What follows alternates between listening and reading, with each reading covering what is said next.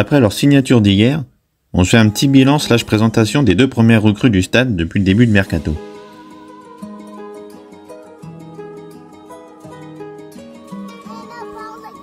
Défenseur central gaucher arrivé en provenance de Sirius en Suède, Malcolm Yeng est un jeune joueur de 19 ans et d'1m90.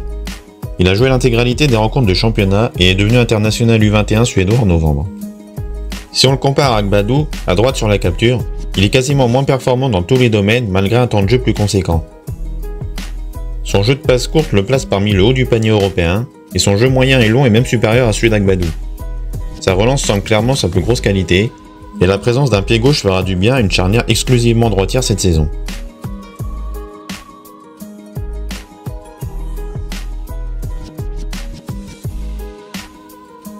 Les duels aériens font partie de ses domaines de prédilection du haut de son 1m90.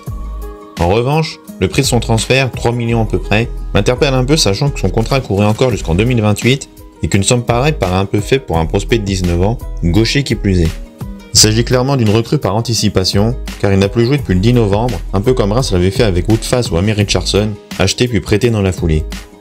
Il était également dans le viseur de Lens, plutôt bon dans le repérage de centraux depuis quelques saisons, avec les prises d'Anso ou Kudzanov.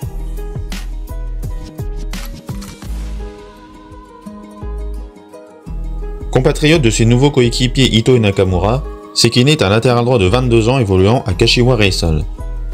Il a pris part à 31 rencontres de championnat et a joué les JO avec le Japon cet été. Opposé à celle de Buta à droite de l'écran, ses stats défensifs sont meilleurs presque partout, même s'il faut relativiser compte tenu de l'adversité qui n'est évidemment pas la même au Japon qu'en Ligue 1.